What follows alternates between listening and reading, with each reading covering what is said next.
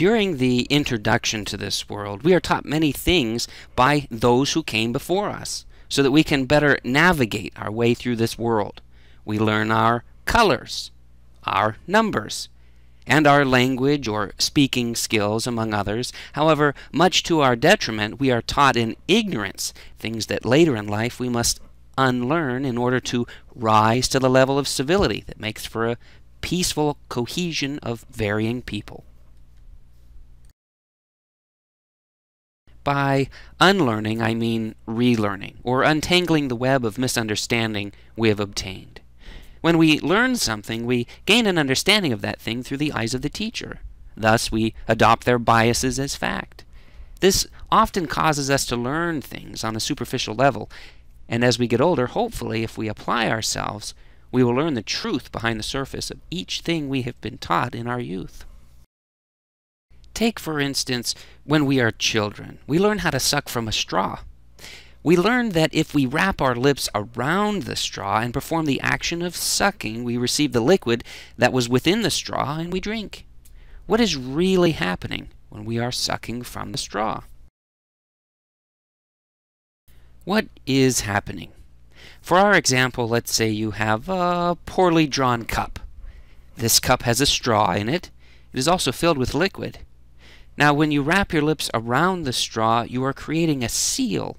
With this seal in place, you can now act upon the pressure within the straw. In the beginning, before any action is taken, the level within the cup along with the level within the straw are the same. But why is that? This is because the atmospheric pressure within the cup is the same as the atmospheric pressure within the straw. When you perform the act of sucking, you are not lifting the liquid to your mouth as you once were taught or led to believe as a child. Rather, what you are doing is acting upon the atmospheric pressure within the straw, thus causing the level of water to be pushed up. So in my stick figure illustration, you've been shown how when you are sucking, you are simply sucking air, not liquid. The liquid reaching your mouth is nothing more than the result of reduced pressure. It is this modification that forces the water into your pressure tube, or straw in this case, and makes it land within the cavity of your mouth. Then finally you drink the fluid you have forced into your mouth. Isn't it funny how we can go through our lives sucking and not understanding what we are doing? In our lives, we troll about acting on impressions or definitions we were once given as children or young adults. Even now, when you are filling out legal documents, you may be required to fill in a box indicating whether you are black, white, or Hispanic. Why is that? Because once again, we are sucking or applying superficial or subjective definitions to the given situation. When we were young, we were taught that red was red, or that yellow was yellow.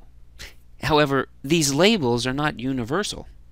If they were, you could go to, say, China, or Russia, or Japan and say red, and everyone would know what you were talking about. These are labels, and they really mean nothing more than sucking from a straw meant a few moments ago. In reality, color does not exist. By this I mean that color, as we classify it, is not the real definition or label. The only things that exist are mass and energy. We are simply witnessing nothing more than energy, or in this case light, showering upon the surface of mass. The mass ends at its surface, and it is the density or pigmentation of that surface that either absorbs or reflects the energy depending upon its density. When we are seeing a color, what we are really observing or witnessing is nothing more than a measurable, quantifiable rate at which that light is reflected off the surface of the given mass. We are witnessing a measurement. Doesn't make sense yet? Well, how about the old question, if a tree falls in the forest and nobody is there to hear it, does it make a sound? Or, in our case, if a person is blind, does the color red exist? The answer is yes, because red to us represents the rate at which light is reflecting off the surface of mass. This is a constant principle, as true and quantifiable as gravity. These are laws that we are bound by in this dimension or realm that we live in. In universal computer programming, one cannot simply type red or yellow and have it mean anything. One of the universal languages used to indicate a color is the hexadecimal coloring system. This system uses a combination of numbers and symbols to represent the mathematical rate of reflection, or as we would say in our ignorance, color of a surface. But in reality, color is nothing more than one's perception of a rate of measurement of reflection. How could it have ever been considered wise of our societies to separate or treat differently one person than another if what we were doing is treating someone a certain way because the surface of their mass was different?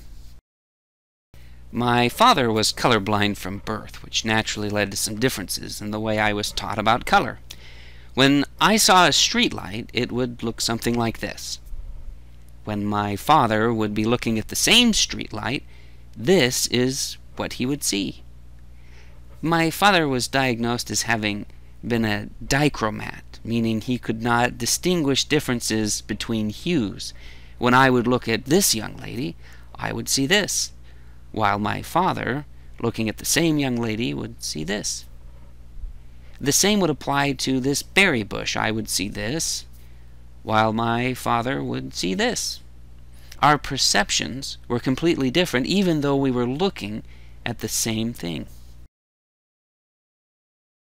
If we fill ourselves with a certain opinion toward a certain people because of past impressions, further scrutiny should be applied as to why that is. Each person is navigating themselves through this world, acting on knowledge they have accumulated, but is the foundation of their knowledge sound?